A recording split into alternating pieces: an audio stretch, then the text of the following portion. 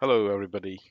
This is your BNB specialist. I manage over 114 properties worldwide across 7 countries. And today I'm going to share my experience and my advice on the cancellation policy you should choose for your Airbnb.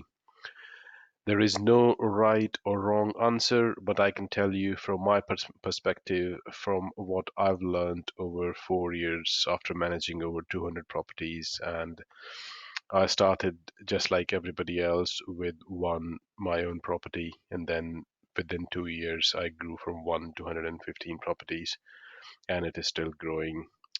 So yeah, let's get straight into it. The cancellation policy we're going to talk about today.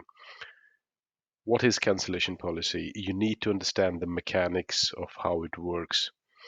Uh, there is one very important thing I would like to highlight before we dive into the different cancellation policies is when someone books an Airbnb, a guest, they pay Airbnb a commission, which is called service charges and the platform fee.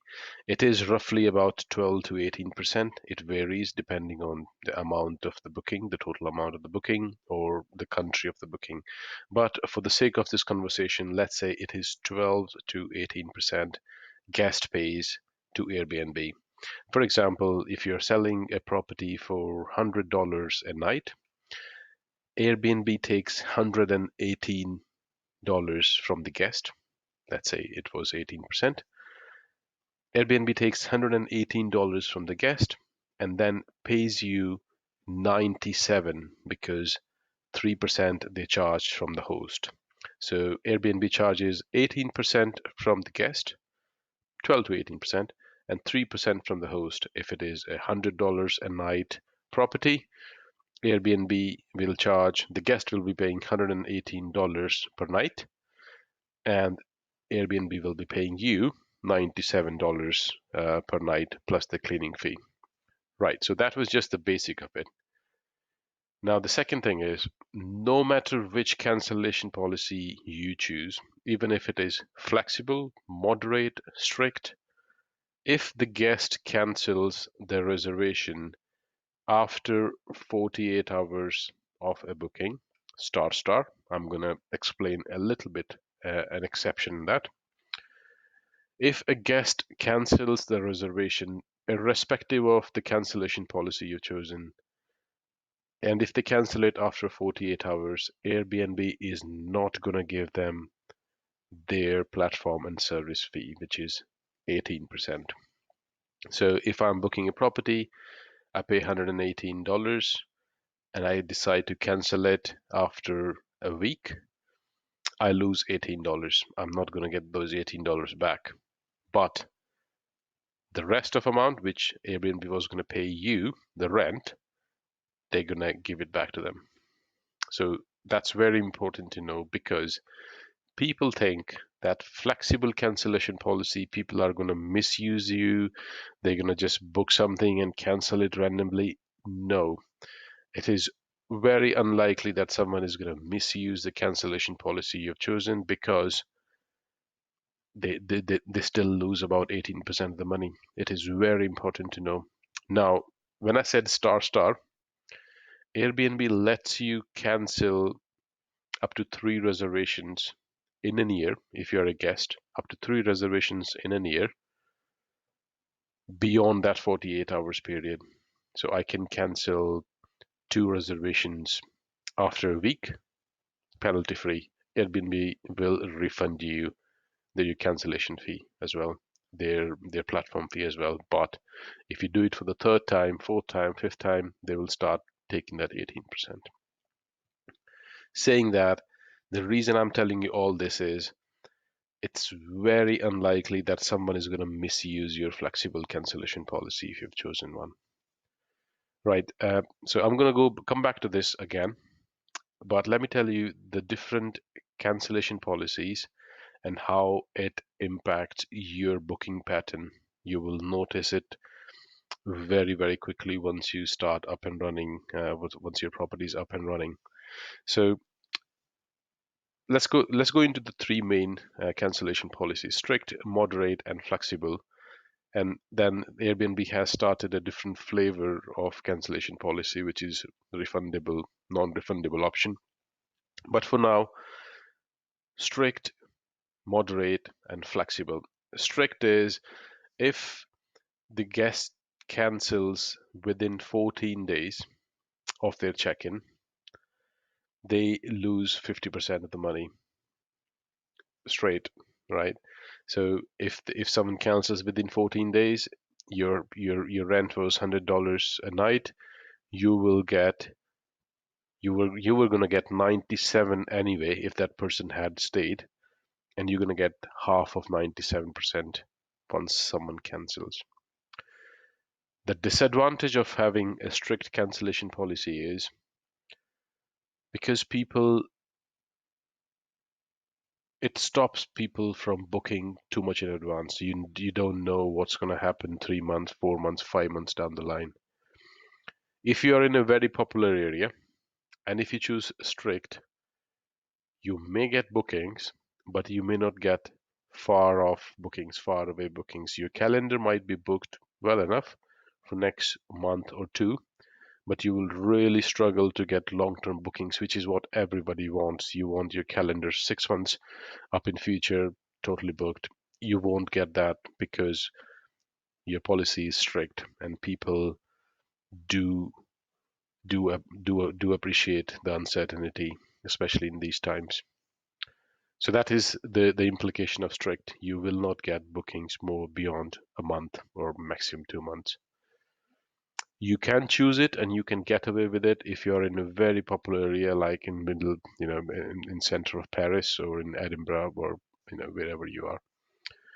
Moderate cancellation policy, they get full refund if they cancel 5 days before they are about to come. Again, it is much better than strict. You will get lots of bookings. People still accept this kind of cancellation policy because it has been there. It is still considered a very easy cancellation policy. I would advise setting moderate. Yeah, if you're really if you really can't afford to have people canceling on last minute, go for moderate, which will be fine. You will be okay with it. Um, it will not have a huge impact on the cancellation policy on the future bookings.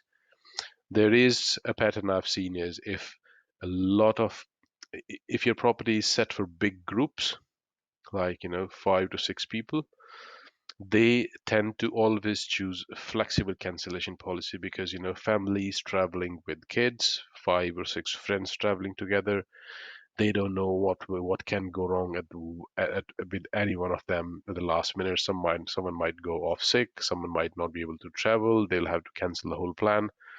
Only those kind of groups will specifically would want to go for flexible cancellation policy. They will avoid moderate cancellation policy as well. So yeah, moderate is one good option if you want to choose, but I always choose flexible cancellation policy because I know people cannot misuse this bit without paying that 18% to Airbnb. I always choose flexible. It gets you bookings. You will get much further ahead in your calendar. You will get lots of bookings, 6 months, 1 year. You will have no problems at all because people know they can cancel it. And that is that is now in hospitality industry norm. All the hotels you will see, they do give you flexible cancellation policy. You can cancel the reservation anytime a day before coming, which is what people want. They want a little bit of flexibility when they're able to travel. Most of the time, if people are not able to travel, they would request you to alter the dates. They will move it to a future date. But flexible is the future. I would recommend if you can. If you can't, go for moderate, but really, really avoid the strict. Right. So these are the basic three cancellation policies. Uh, Now there are three flavors of these, which is non-refundable. The only difference it makes is it gives the person 10% discount if they choose let's say a flexible or a non-refundable option. Flexible or non-refundable option, which is the second option on the screen you can see. With this, they get 10% discount off my price. So if my room rate was $100 a night, they will get it for $90 a night. But with that, they cannot cancel it. They've just committed to it. Uh, it is a good option. It is working really well for me in some areas because of COVID. As soon as the restrictions go away, people book, and then the restrictions come again. They want to cancel, but they can't. Airbnb always leaves it to you as a host, saying, "Do you want to offer a refund?" They will not give you. They will not pay back to the person, but they will ask you if you want to pay your payout to the guest. I don't do that because anyone choosing a non-refundable option in these times, in COVID-19 times, they accept that risk that it can be cancelled. There could be a travel restriction in the area. There could be a travel restriction on their way. But if they have still chosen a non-refundable option with a 10% discount, I'm not going to give them a refund at all. I've done that a few times. I've got no regrets. I was offering them 10% discount if they had come. If they can't, that was their commitment they had chosen. But anyway, so that is the non-refundable flavor you will find in all three bookings. Apart from this, there is another cancellation policy which you won't see here, which is the long-term booking. A long-term booking is considered as longer than 28 days. If you get a reservation longer than 28 days, uh, it follows a different cancellation policy pattern, which you can see at the top there. It says for stays under 28 nights, you can choose which cancellation policy applies. For stays of 28 nights or longer, guests can only book with a long-term stay cancellation policy. Learn more. And that is where they will show you the long-term cancellation policy, what it means. Effectively, it means is a long-term cancellation policy is very difficult to cancel. Once someone has booked a 28 night stay, they're not going to get their money back. So yeah, always feel lucky if you get a long-term booking longer than 28 nights. You can read all about the long-term cancellation policy. I will leave a link below in the description. But yeah, that was my tutorial on what is the cancellation policy and what are its impacts. Please do subscribe to my channel, ask me questions, like my videos. I'm here. I may not have a funky setup while other people have, but I know a bit about this by looking at, you can see my listings I'm managing, and these are all over the world. Um, so yeah, I know a bit. I know a thing or two about Airbnb, so please feel free to ask me a question if you have. Yeah, that's it for me from today. I wish you good luck and happy hosting. Bye bye.